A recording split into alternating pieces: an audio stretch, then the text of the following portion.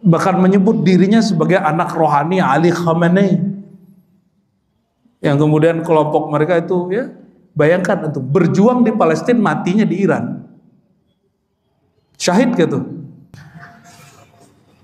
Di teks atau matan yang sudah dibaca sebelumnya, Alhamdulillahi Rabbil Alamin, lalu pada bulan lalu kita membacakan mengurai penjelasan Imam Sanusi tentang makna Alhamdulillah, makna Rabb, makna Al-Alamin, bahwa alam itu ada dalam diri kita sangat banyak dan jumlah alam secara global 18.000. Di dalam diri kita semuanya itu ada miniaturnya. Maka tubuh ini, jiwa ini, badan ini disebut alam kecil, sedangkan alam semesta ini disebut dengan manusia besar. Jangan dikira, kata Imam Najmuddin Kubra, begitu juga Imam Ghazali di Mishkatul Anwar, kalau disebut langit secara fisik betul yang di atas kita, tapi langit secara rohani adalah dimensi alam rasa atau keyakinan yang lebih tinggi dari alam panca indera. Maka itu disebut langit. Jadi bukan langitnya ono yang tempat bintang-bintang itu. Jadi kata Imam Ghazali, Imam Ahlus Sunnah, segala sesuatu yang di atas satu hal, baik itu empirik, fisik ataupun akliyah. Jadi akal ini punya pemahaman bertingkat-tingkat, itu juga disebut langit-langit. Ya. Dan itu bukan ajaran kebatinan, itu ajaran Imam Ahlus Sunnah Hujjatul Islam Abu Hamid Al-Ghazali. Ini juga yang dijelaskan oleh Imam As-Sunusi. Sekarang kita masuk ke khutbatul kitab atau muqaddimatul kitab, matan teks kalimatnya. Qala bisanadil muttasilaihi wassalatu wassalamu ala sayyidina wa maulana Muhammadin. Wassalatu, kalimat salat dalam bahasa Arab berarti salat secara bahasa doa curahan rahmat. Kalau dalam bahasa Indonesia, salat itu sesuatu yang dimulai dari takbir, diakhiri dengan salam. Ternyata bahasa Indonesia terlalu sempit. As-salatu dalam bahasa Arab, salat itu artinya doa rahmat yang bisa berarti gerakan salat yang dimulai dari bismillah, takbir diakhiri dengan salam, ataupun yang kedua mengirimkan salam cinta rahmat kepada baginda sallallahu alaihi wasallam, itu juga disebut salat. Oleh karenanya ketika ada satu hadis, di dalam hadis Imam Nasai, hubbiba ilayya min dunyakum an-nisa wat-tib wa ju'ilat qurratu aini fi shalah. Allah buat aku, kata Nabi, mencintai dua bagian dari dunia kalian. Bukan keinginan Nabi, tapi Allah yang beri keinginan itu. Pertama, an-nisa, menikah lebih dari satu istri, itu an-nisa. Yang kedua, at-tib, harum-haruman, wewangian. Tetapi kata beliau, bukan itulah penyedap mataku. Wa ju'ilat qurratu aini fi shalah, pelipur lara penyedap mataku as-shalah. Kalimatnya fi shalah, maknanya dua, di dalam sholat, yang kedua di dalam sholawat. Maka jika ingin membahagiakan Nabi, menyenangkan Nabi, Nabi itu sudah senang, tapi biar senang ke kita, bacalah sholawat kepada beliau. Itu maknanya, ya. Kalau Nabi dengan istrinya ribut juga, Pak, konflik juga, maka pelipur lara Nabi bukan beliau banyak istri, tapi as-salah. Maka Sayyidina Ubay ibn Ka'ab bertanya, ya wahai baginda, porsi sholawatku kepada engkau kira-kira berapa persen? 1/3, setengah, atau 2/3? Kata Nabi, 1/3 udah banyak, tapi kalau lebih baik. Setengah juga banyak, tapi kalau lebih baik. 2/3 juga bagus, tapi sempurnakan menjadi utuh. Maka Sayyidina Ubay mengatakan, idzan aj'al salati kullaha laka ya Rasulullah. Kalau begitu aku jadikan semua salawatku hanya untuk engkau. Maksudnya apa? Kalau salawat jangan sisipkan hajat duniawi, bahkan ukhrawi jangan masuk. Ketemu mobil bagus, sholawatin. Nah, itu namanya menyisipkan dunia dalam sholawat. Walaupun oleh orang ahlu dunia dibolehkan, ahli wirid katanya, kata kiai boleh. Secara ilmu hakikat itu su'ul adab. Secara ilmu akidah itu akidahnya belum pas-pas aman itu, ya. Jadi kalau mau sholawat, sholawat aja. Lebih besar sholawat atau mobil yang kita mau itu? Sholawat. Justru kalau antum udah sholawat, mobilnya gak dapat juga. Jangan-jangan sholawatnya gak bener itu. Kalau bener sholawatnya, tembus semua itu. Ya, kita udah jumpa, ada di Bogor sini, dia apa aja yang dia mau dia sholawatin. Jadi bangunannya besar, tapi saya dapat teguran di hati, kamu bawa dia naik. Jangan biarkan dia terus-terusan minta dunia dengan sholawat. Maka saya bilang, Pak Haji, yang lebih sempurna kalau sholawat mutlak saja karena cinta kepada Nabi Muhammad sallallahu alaihi wasallam.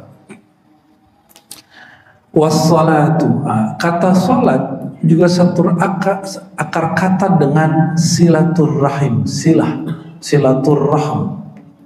Silah dalam bahasa kita silat. Silat itu menyambung rasa, menyambung langkah, menyambung jurus. Namun kemudian ada pencak silat, itu menggerak-gerak seninya. Silat sejati terhubungnya kolbu si pesilat dengan muqallibul qulub yang menggerakkan kolbu. Maka belum tergerak, belum terlihat gerakan, dia sudah membaca yang tersirat dari gerakan itu. Bismillah.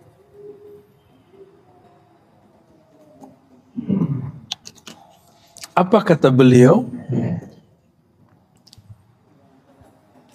La syakka, tidak ada syak, tidak ada keraguan, anna a'lal kamalat al-hadithah kulliha wa adwamaha kamalul fawz birida maulana jalla wa ala wassalamah min ghadbihi.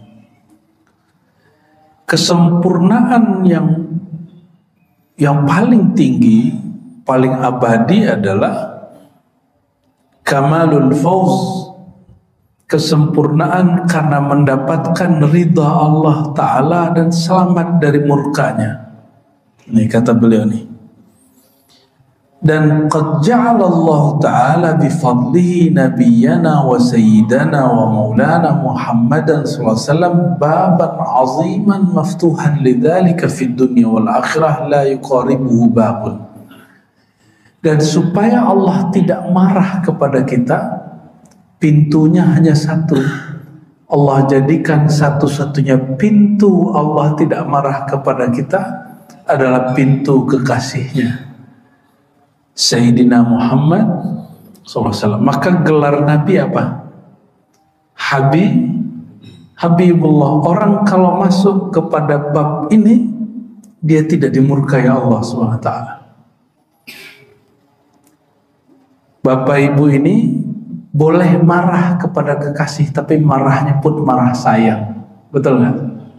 Anak kita sayang, kita kalau marah bukan karena kita mau menghancurkan dia, tapi karena kita sayang.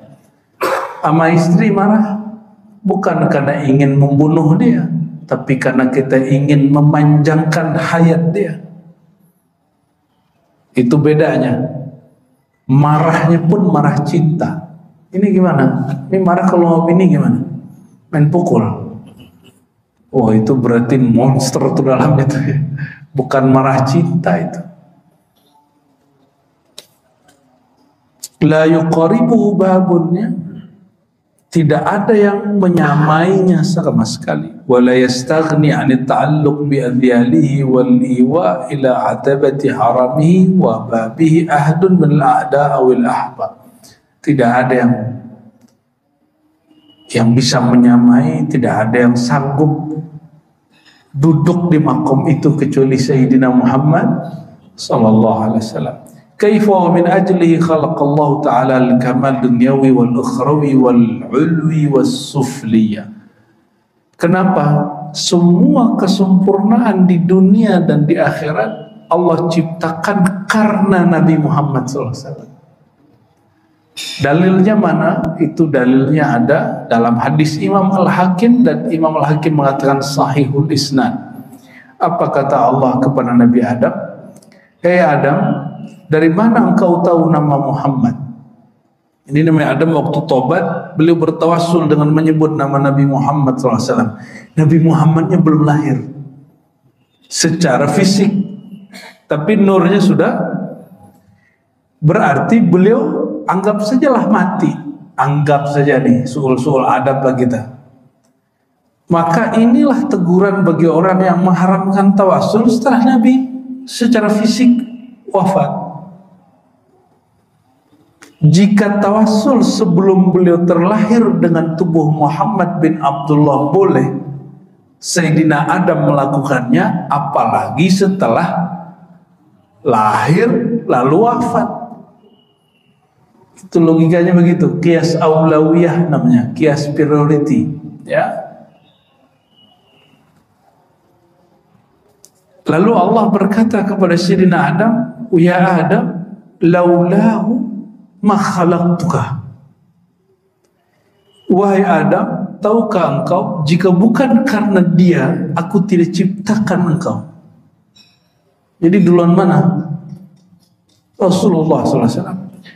Maka Sayyidina Adam itu Abu Muhammadin, bapaknya Muhammad bin Abdullah secara nasab. Tapi Sayyidina Adam itu kepada Nabi Muhammad juga manggil Abi. Jadi Nabi Muhammad itu Abu Adam, ayahanda Sayyidina Adam secara nur. Ini ada pengisi juga di sini, di Ustaz, menolak kajian Nur Muhammad. Makanya saya bilang, Pak, ini harus jadi masjid corong ahlus sunnah, jangan campur-campur. Kita menghargai semua aliran, tapi kalau Bapak sayang kepada umat, jangan campur-campur. Apa kata dia? Nggak ada tuh nur-nur. Yang dia tahu nur itu cuma lampu. Kita ini tidak ada tercipta di cahaya lampu. Ya salam, nggak mengerti dia. Makanya kalau sebelum komentar, baca dulu kitabnya. Gak usah baca kitab Ghazali, dia baca Quran aja lah, surat An-Nur ayat 35, bahwa nur di situ bukan nur lampu. Cahaya di situ bukan cahaya fisik. Makanya disebutkan pakai kalimat permisalan, masalun nurihi, perumpamaan nurnya Allah. Digunakan perumpamaan, kenapa? Dia bukan cahaya fisik. Perumpamaannya menggunakan fisik. Kadang kita bingung juga ngadepin orang-orang yang nggak ngerti tapi komentar gitu. Gregetan nggak, Pak? Maka Imam Syafi'i mengatakan, aku berharap menang, aku pasti menang jika debat sama orang pinter. Aku ya siap menang, kira-kira gitu. Tapi kalau debat sama orang nggak ngerti, aku siap kalah, katanya. Biarlah kalah. Bingung kan kita? Kita mau jelasin apa? Oh nggak bisa, pokoknya begitu udah nutup data dia. Jadi kalau kita sebut Nur Muhammad SAW, itu bukan cahaya ini, Pak ya, ini cahaya fisik. Nih penjelasan Nur ya. Secara fisik Nur itu apa? Yang memancarkan sesuatu yang terang sehingga mata dapat memandang. Sudah, saya mau nanya, burung hantu kelelawar malam hari bisa lihat gak? Pakai apa dia lihat?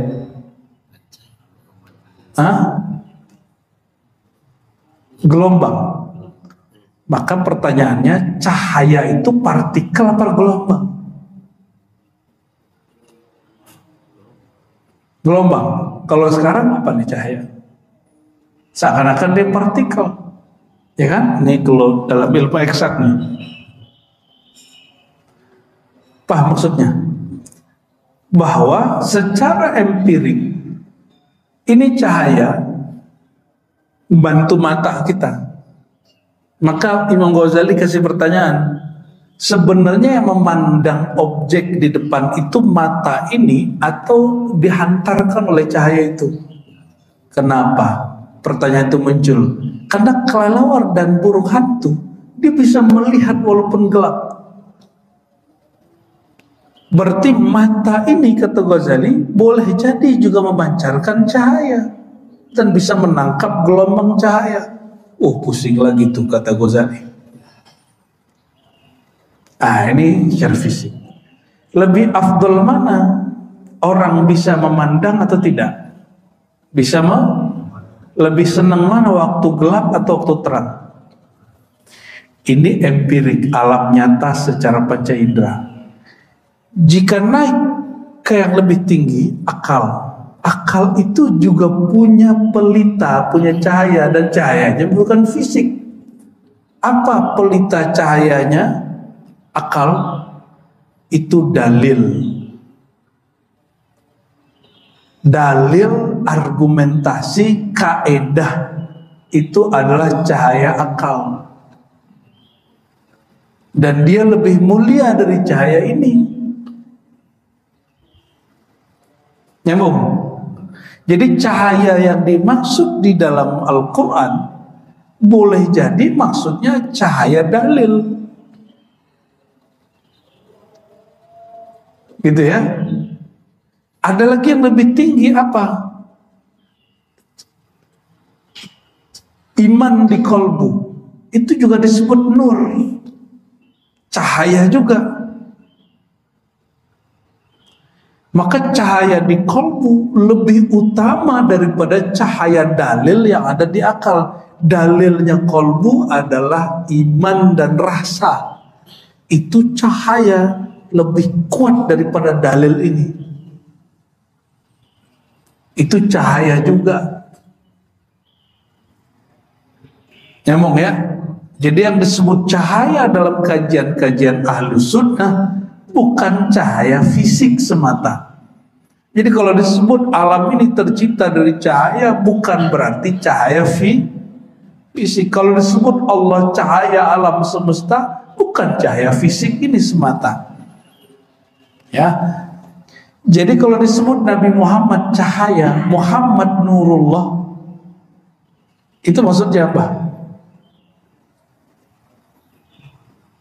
Bukan cahaya fisik semata, tapi juga cahaya yang sifatnya dalil, cahaya yang sifatnya nur iman, cahaya yang sifatnya nur rasa, bahkan cahaya yang kita belum mengenal sama sekali. Barangkali begitu ya. Jadi Sayyidina Adam dicipta lebih dahulu atau Nabi Muhammad SAW? Nabi, apa kata Allah? Hai Adam, tiadalah aku cipta engkau kecuali karena Nabi Muhammad Sallallahu Alaihi Wasallam. Hadis Imam Al-Hakim, hadisnya disahihkan oleh beliau, tapi dibenci ini hadis oleh orang-orang yang tidak suka dengan kajian Nur Muhammad. Ya, baik alam dunia ataupun alam akhirat, kesempurnaannya dikarenakan ya Allah menciptakan ya karena Nabi Muhammad SAW ya, baik di alam langit, alam tinggi ataupun rendah. Wa bi syafaatihil kubra fil akhirah wa ma ba'daha min syafaatihi tanqashi'u anwa'ul qurub. Dengan syafaatnya yang besar di akhirat dan setelah akhirat. Oh, ada syafaat di akhirat, ada syafaat setelah akhirat. Apalagi tuh? Ada syafaat kita mau di dunia ini, pas mau meninggal di alam kubur, waktu dibangkitkan, waktu dihisab, waktu ditimbang, waktu disirat, itu ba'daha. Ada syafaat bebas dari neraka, ada syafaat masuk surga, ada syafaat naik tingkat di surga, ada yang lebih tinggi lagi, syafaat diizinkan jumpa dengan beliau, ada syafaat jumpa dengan Allah Subhanahu wa ta'ala. Banyak syafaat itu. Ada juga syafaat diizinkan memberi syafaat. Nah, ini Bapak Ibu ini jangan kira dulu ya. Ini kalau benar imannya mengakar berurat sampai ke dalam kolbu batinnya, itu nanti di akhirat boleh kasih syafaat kepada saudara-saudaranya, teman-temannya. Dan itu sesuai dengan hadis Muslim, pemberi syafaat di akhirat itu para nabi, malaikat, dan orang soleh. 3. Saya baca, para nabi, malaikat, orang soleh. Semoga kita termasuk orang soleh. Amin ya rabbal alamin. Tidak orang tua, kawan, saudara dapat syafaat. Lalu disebutkan dalam hadis yang panjang bahwa ada seseorang datang berdoa kepada Allah, ya Allah, aku mencari temanku seperjuangan dulu di dunia, pergerakannya sama, mungkin dulu ke masjidnya sama, pengajiannya sama, dicari-cari di sorga nggak jumpa.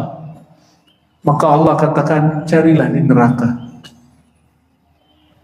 Dicari neraka nggak jumpa juga. Kenapa? Di neraka semua muka orang udah diganti. Karena tubuh ini tubuh miniatur Nur Muhammad Sallallahu Alaihi Wasallam. Maka dihancurkan muka ini. Maka diizinkan Allah dia mengakses kolbu. Apa kata Allah? Keluarkan siapa saja yang di kolbunya ada nur iman, walaupun sebiji zarah. Dikasih pandangan batin dia. Maka siapapun nanti yang dia temuin di neraka ada nur iman di kalbunya walaupun sebiji zarah, ditarik. Nanti setelah dimandikan di haud baru kelihatan temannya siapa. Ya, semoga kita salah satu orang yang memberi syafaat itu. Amin ya rabbal alamin ya. Gimana caranya? Banyak-banyak bersalawat kepada sumber syafaat. Syafaat itu bahasa Arab artinya pertolongan yang dilipat gandakan. Dari kata syafa'a, ya.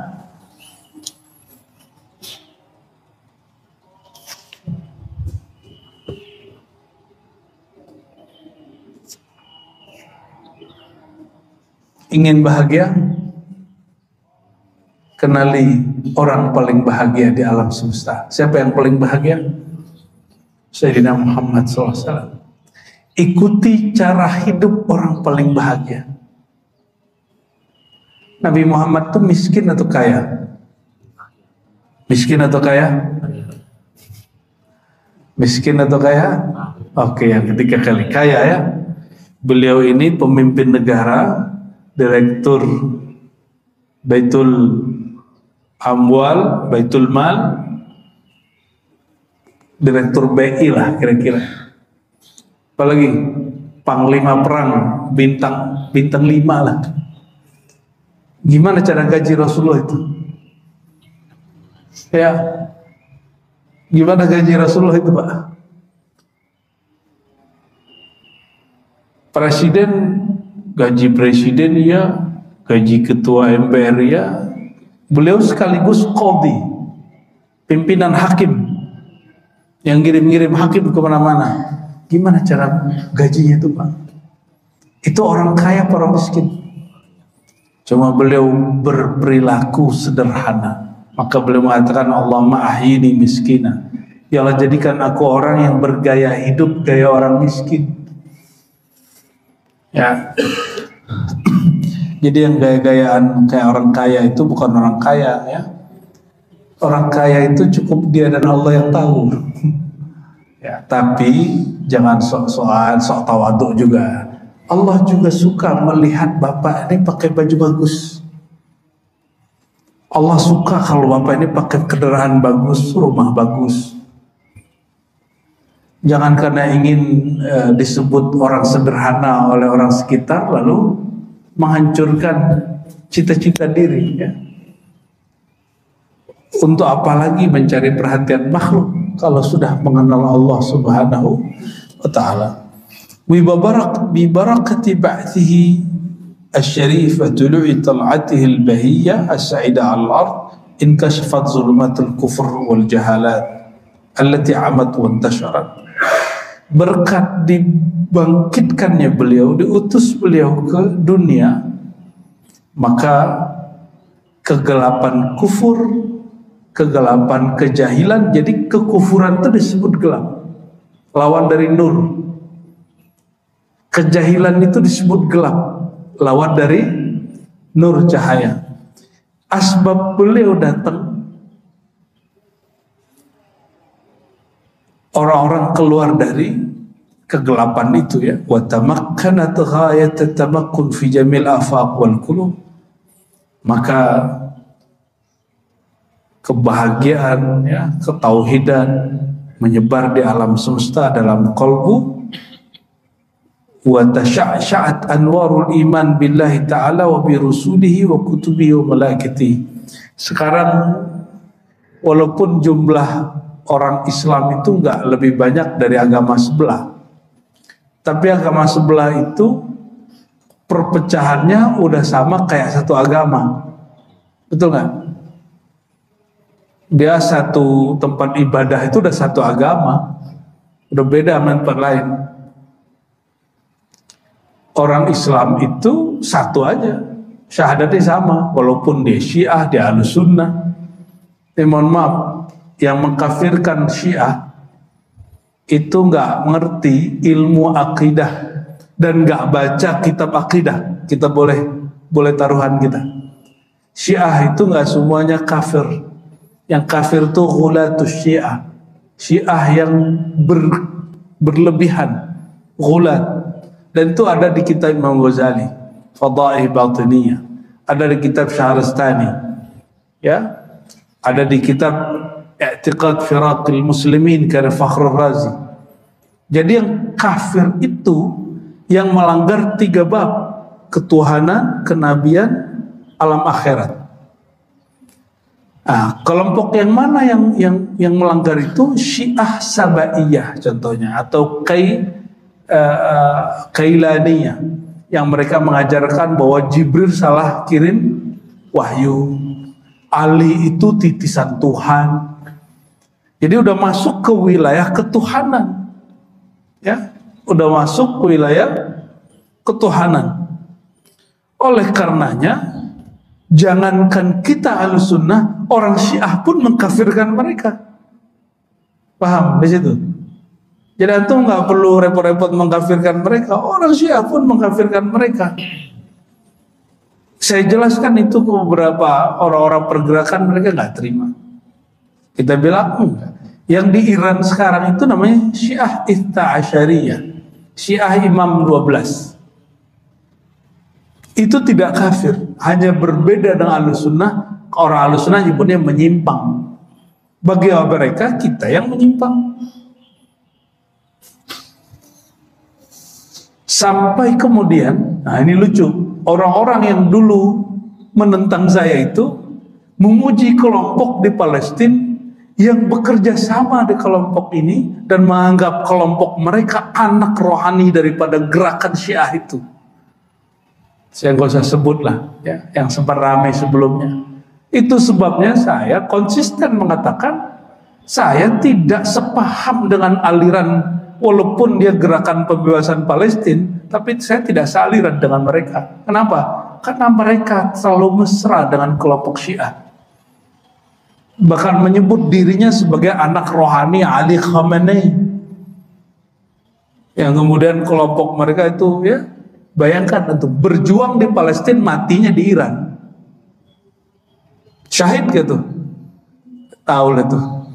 Ya, boy, mohon maaf. Kita konsisten, Ahlus Sunnah ya Ahlus Sunnah aja. Terserah mereka teriak-teriak apa gitu ya.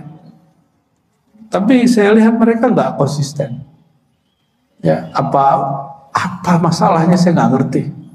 Karena mungkin ngaji akidahnya tidak bersanad barangkali. Tapi kita tetap mendambakan kemerdekaan Palestina. Tapi saya tidak lewat pergerakan itu. Dengan pergerakan yang sesuai dengan Ahlus Sunnah wal Jamaah. Nah. Oleh karenanya jangan kaget, Pak. Waktu guru kami dulu masih hidup, Imam Besar Istiqlal yang lama, kami mendesaknya supaya cenderung membicarakan Palestina itu dalam konteks agama. Kata dia enggak. Konflik di sana bukan konflik agama semata. Itu sudah disisipi dengan konflik politik. Beliau ngomong gitu. Sekarang terbukti. Ya kan? Sesama kelompok pembebasan itu mereka saling menghantam juga. Nah, kita doakan saja. Dalam hati lubuk kita paling dalam semua cinta Al-Quds, betul? Ya, semoga nanti muncul pergerakan yang murni Ahlus Sunnah yang bergerak untuk ke sana. Amin ya rabbal alamin ya. Adapun secara kemanusiaan, bagi Pak, gak usah pandang dia Ahlus Sunnah atau tidak Ahlus Sunnah. Emang kalau membantu orang tanya dulu kamu Ahlus Sunnah nggak? Atau orang jatuh di jalan tabrakan, ditanya kamu Muslim nggak? Gitu nggak? Nggak begitu. Langsung bantu aja, nggak usah tanya alirannya atau agamanya. Tapi kalau untuk pergerakan itu lain cerita. Sedetail itu loh kita menjelaskan, tapi namanya orang kalau emosi belum selesai dengerin sudah komentar duluan kan. Itulah hebat orang hari ini. Lanjut. Lalu beliau mengatakan berkat Sayyidina Muhammad SAW, afadallahu rahmatahu alal khalq. Allah limpahkan rahmatnya kepada makhluk. Wa akhraja lahum ala yadi mustafahu Sayyidina walana Muhammad SAW dhaqairal ma'arif ar-rabbaniyah. Maka untuk makhluk, untuk manusia, Allah kirimkan hadiah melalui Nabi Muhammad SAW, yaitu perbendaharaan ma'rifat rabbani. Nah ini istilah beliau nih, perbendaharaan ma'rifat rabbani. Wa nafaisal hikami wal ulumil laduniyah. Wah ini ngeri, bahasanya mulai mengerikan ini.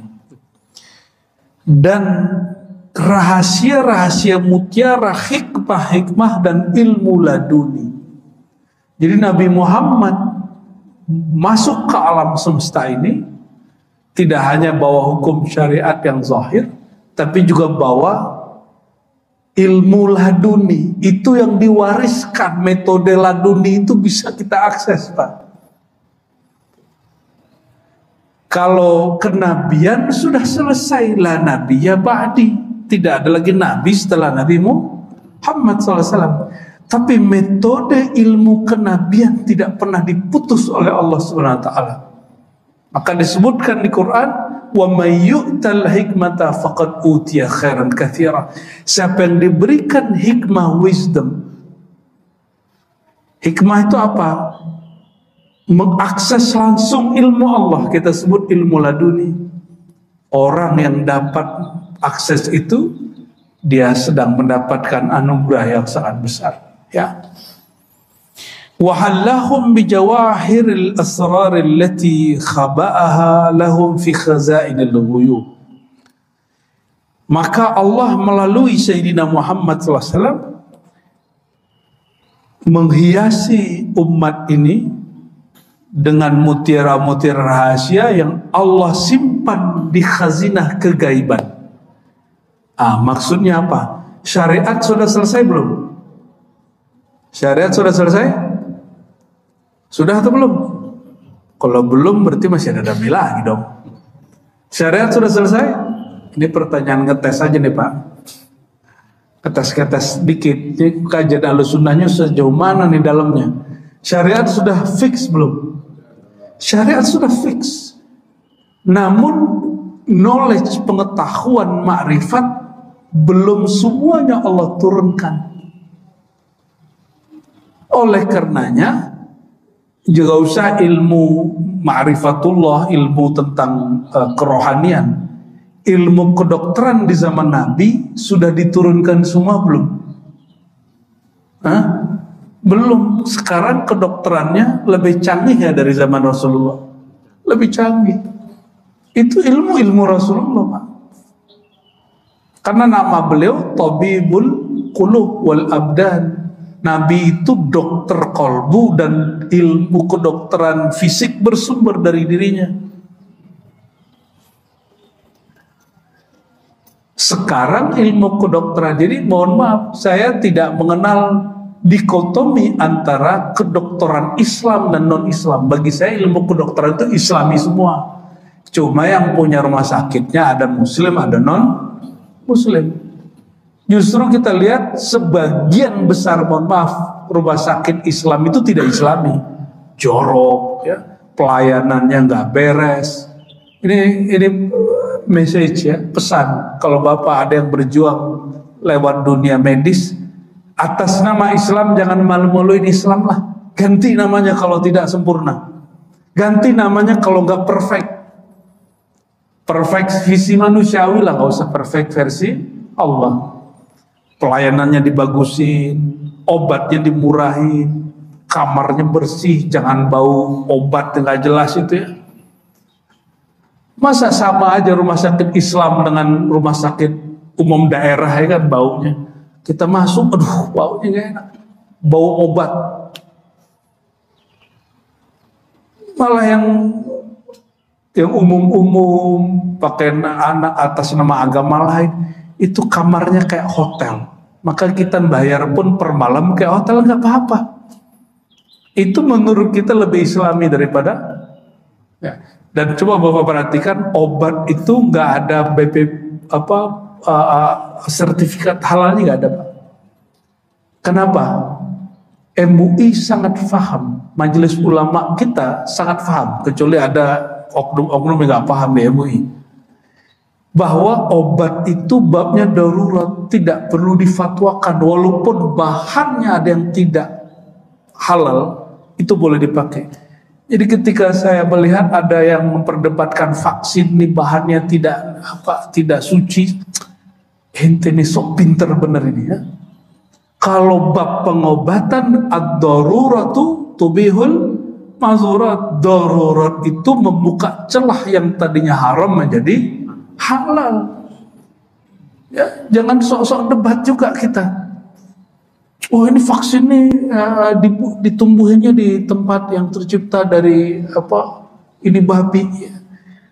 Kalau teknologinya baru ada itu ya nggak apa-apa. Tapi kalau ente bisa datangkan solusi baru, buat yang baru. Kalau enggak itu masih halal. Tapi bab darurat. Ya. Narkoba itu aslinya untuk menghilangkan sakit itu kan kalau sesuai takaran dokter halal dia. Tapi kalau di luar itu jadi narkoba dia. Dadah kata orang apa? Orang seberang, jiran. Maka seharusnya kayak, mohon maaf, ganja itu untuk pemakaian tertentu kalau sesuai dengan kaidah kedokteran herbalis bisa, Pak. Kita dengar sekarang sudah ada beberapa kedokteran yang masuk ke spesialis herbal. Biar nggak kalah juga dengan penemuan-penemuan kedokteran barat itu. Tapi wallahu a'lam semua bagi kami al-fakir. Dunia kedokteran itu tidak ada urusannya dengan keyakinan agama. Ya, saya mau tanya nih Bapak nih. Bapak orang Islam ya? Betul? Betul? Emang orang Islam itu matanya harus begini? Mukanya harus begini? Ada nggak urusan nasab ras dengan Islam? Nggak ada kan? Betul kan? Jadi kalau orang Indonesia nggak maju, itu nggak ada urusannya karena kita ini orang Islam. Paham nggak maksudnya? Emang kitanya aja nggak mau maju. Al-Islam ya'lu wa la yu'la alaih. Ini saya sering sampaikan. Islam itu terlalu tinggi. Yang nggak tinggi itu orang Islam. Islam pecah atau orang Islam yang berpecah? Ya. Jadi jangan lagi katakan Islam pecah ya. Islam mundur, nggak ada Islam. Islam nggak pernah mundur, bro. Yang mundur otak kita. Ya, otak ini, otak yang merasa Islami ini mundur. Karena saklek. Nggak mau menyerap ilmu dari orang yang tidak seagama. Ibnu Sina itu orang Islam. Dia menyerap ilmu dari buku-buku Jalinus. Itu filosof pra-Islam. Jadilah dia bapak kedokteran dunia. Jadi kalau ngambil ilmu gak usah kemudian mesti sepaham seiman. Mohon maaf, orang hari ini mau kembali ke dinar dirham. Mereka lupa, dinar dirham bukan sistem Islam. Dinar dirham itu sudah ada sebelum Nabi Muhammad SAW lahir. Yang Islam itu apa? Ridho, jujur, dan tidak ada yang ditipu. Saling menguntungkan, itu Islami. Apapun mata uangnya. Ya. Allahumma sholli ala sayyidina Muhammad. Ya. Lalu apa kata beliau? Berkat Nabi Muhammad SAW, maka Allah masih menurunkan secara bertahap ilmu ma'rifatullah. Ilmu ma'rifatul ulum, ma'rifat funun. Jadi ilmu kedokteran secara fisik, ilmu filsafat, ilmu arsitek, ilmu apapun itu, termasuk ilmu kerohanian, itu masih turun. Dia turunnya bertahap. Sampai hari ini setiap wali Allah mendapatkannya. Maka boleh jadi dengan segala kesempurnaan imannya para sahabat, makrifat yang mereka peroleh, sahabat yang lebih tua meninggal duluan tidak lebih bermakrifat dari sahabat yang lebih muda. Dalilnya mana? Sayyidina Abdullah bin Abbas waktu Nabi wafat umurnya 13 tahun. Berapa tahun? 13 tahun sudah? Oke. Dipanggil oleh Sayyidina Umar waktu Sayyidina Umar udah jadi khalifah. Ibn Abbas ini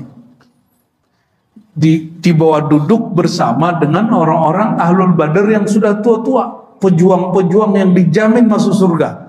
Mereka wali-wali kutub semua, 313. Ditanya makna ayat idza jaa nasrullahi wal fath. Ibn Abbas, ya, Ibn Abbas ini kan diprotes oleh ahlul badar. Jadi ternyata walaupun nih wali kutub, gengsi, ego, senioritas itu masih ada. Umar, Amirul Mukminin, kenapa engkau mensejajarkan bocah masih kecil ini duduk sama kami pejuang-pejuang tua? Wali-wali ini ada senioritas juga, Pak. Jadi jangan heran kalau kiai-kiai ini kadang-kadang mengaku juga ya. Apa kata Umar? Oke, kamu mau tahu siapa dia? Badannya muda, rohaninya tua. Dikasihlah satu pertanyaan, sahabat-sahabatku, ayat ini artinya apa? Idza jaa nasrullahi wal fath. Jika datang Nasrullah dan Al-Fath. Kata mereka apa? Jika datang pertolongan Allah dan kemenangan, ya. Ayat berikutnya apa? Idza jaa nasrullahi wal fath wa ra'aitan nas, orang-orang yang kamu lihat berbondong-bondong masuk Islam, maka pujilah Allah, minta ampun kepadanya. Itu jawaban mereka.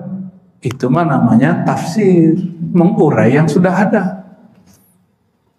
Kata Sayyidina Umar, kalian saksiin ya, ini bocah kecil ngomongnya apa? Ya Ibn Abbas, apa makna surat An-Nasr? Jawaban beliau, idza jaa nasrullah wal fath huwa mautu Rasulillah SAW. Itu wafatnya Nabi Muhammad SAW. Menangis semua itu Pak Ahlul Badar. Ya, itu tanda kewafatan Nabi Muhammad SAW, bahwa tugasnya sudah sederhana, maka Allah kirimkan An-Nasr, bantuan, dan Al-Fath. Nih perhatikan ya, orang kan hari ini kayaknya orang Islam nih lagi dizolimi, ini lagi zolimi, kita merindukan, mengelulukan Imam Mahdi kan gitu ya. Kalau Imam Mahdi keluar, selesai Pak, perjuangan kita selesai. Gimana? Mau segera keluar? Habis perjuangan antum sudah. Dan belum tentu antum ini kalau Imam Mahdi keluar bersama Imam Mahdi, siapa tahu nggak percaya kalau dia Imam Mahdi, ya kan?